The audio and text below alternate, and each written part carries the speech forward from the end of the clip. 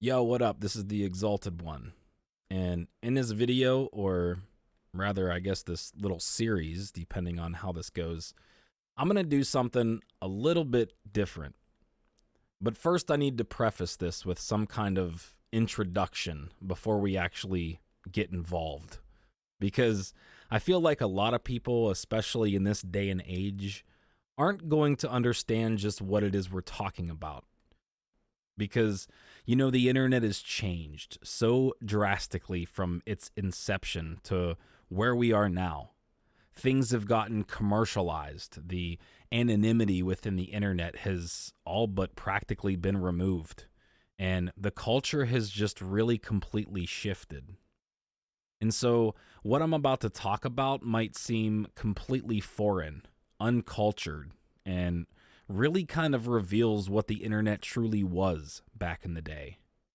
But I feel it's important to kind of document this because it was such a huge part of my life at a certain point in time. I'm talking about the Yahoo fight rooms. Or really, I guess the bigger part of it was just Yahoo in a nutshell. Yahoo, for those of you who don't know, actually used to be a pretty big part of the internet. It was like how Google is almost everybody's homepage now. And it even had its own search engine before Google really dominated this ecosystem. It had Yahoo groups, which were like little message boards or forums that you could create for any topic. Games like pool and Yahtzee and a whole slew of things like fantasy football leagues, scoreboards, stat tracking, chess, and checkers. I mean, the list here just goes on and on. It had Yahoo Messenger, which was the main feature, where you could communicate with people from all over the globe. And this was really like a Skype or Zoom or Google Meet or Hangouts before it even was a thing. And of course, they had Yahoo Chat, which was the chat rooms, complete with text and voice, and later on webcams where you could talk to people from literally all walks of life. These chat rooms were organized by topic, like politics or the Hackers Lounge, which had some groups of people that did some pretty severe things back then. Karaoke rooms where people would sing to their heart's content. And even the more weird ones, like the Christian Truckers Association, where religious truckers who often somehow connected to Yahoo while they were on the go, just to say a prayer or two. And even the BDSM rooms and some weird shit like the Diapers Lounge, which had grown men and women literally in rooms decked out with baby clothes and baby furniture, sitting in literal diapers, talking the way babies talk. It was a weird time, man. Really, really weird. Above all, though, the one little subsection of this was the Yahoo fight rooms. Now, I'd really love to pick the brain of the programmer or the team lead or whoever it was that was like, you know what Yahoo needs? Fight rooms. Where people could just sling insults at one another over the internet and just let off some steam. Because that's what it was. Imagine two comedians on the stage with their mics.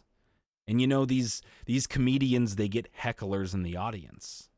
But now imagine each comedian is heckling each other with their best insult jokes that they had in their arsenal. And they talk shit back and forth with an audience of around 30 to 50 people that could at any point in time chime in. And we're equipped with an ignore button. And once that ignore button tips over to a certain point, you actually lost the ability to grab the mic and have the attention of the audience. That's the shit I'm talking about. Only probably even more ridiculous than that. But that's specifically what we're going to focus on here, the shit that went down in the fight rooms. I'm going to grab some people who might be interested, and if you stumble on this video and you were from the fight rooms and either knew me or can have someone vouch for you, consider this a call out. And I'd love to have you on too, even if I don't know you or never knew you. But I'm just going to sit down and talk to these people, or maybe sort of just interview them. Just see where this shit goes. See if they remember any major events or specific moments that impacted them, or really just how they ended up there. Because I think everyone's story is unique in how they remember certain things. And I always kind of find it fun to think, what if the Yahoo fight rooms existed today? Would it be any different? Would we be considered entertainers like comedians are?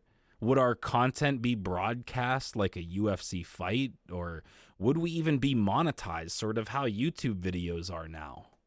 A lot of this stuff we did back in the day for fun. Nothing else. There was no money involved.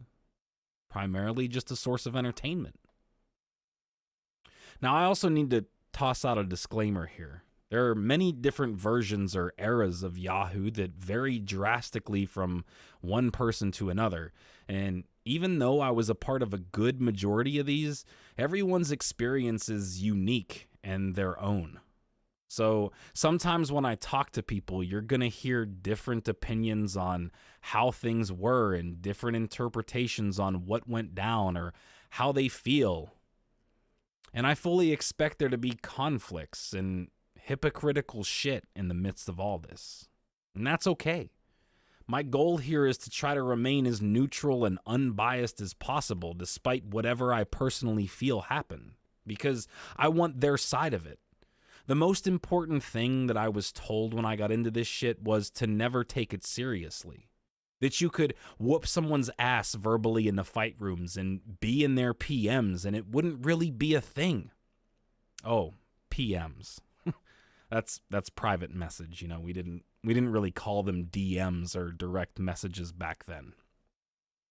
But there was drama, there was doxing or personal information being exposed, and there were fragments of Yahoo that people did take way too seriously, and in some cases, it spilled out into real life.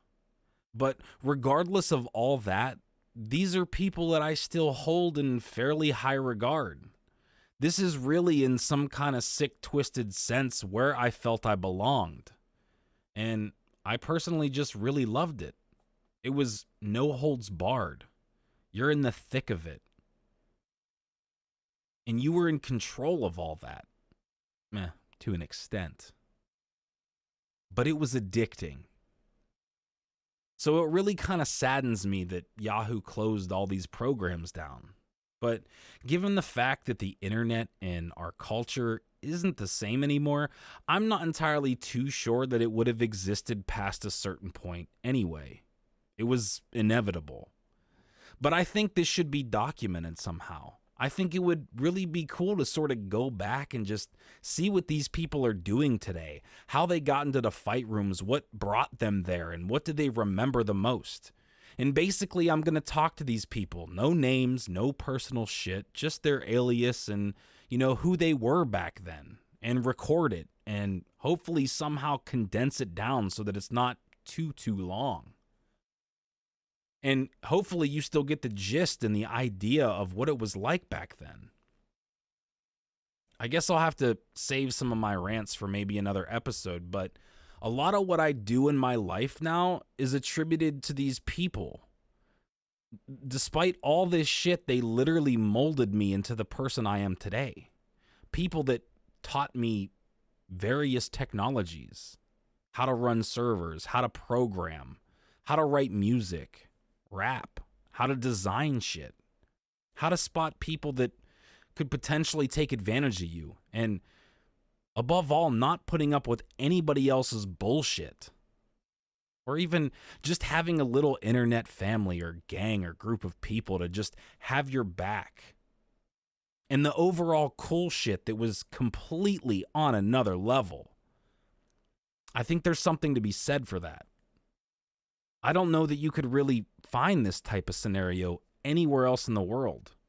And I think that's why I'm doing this.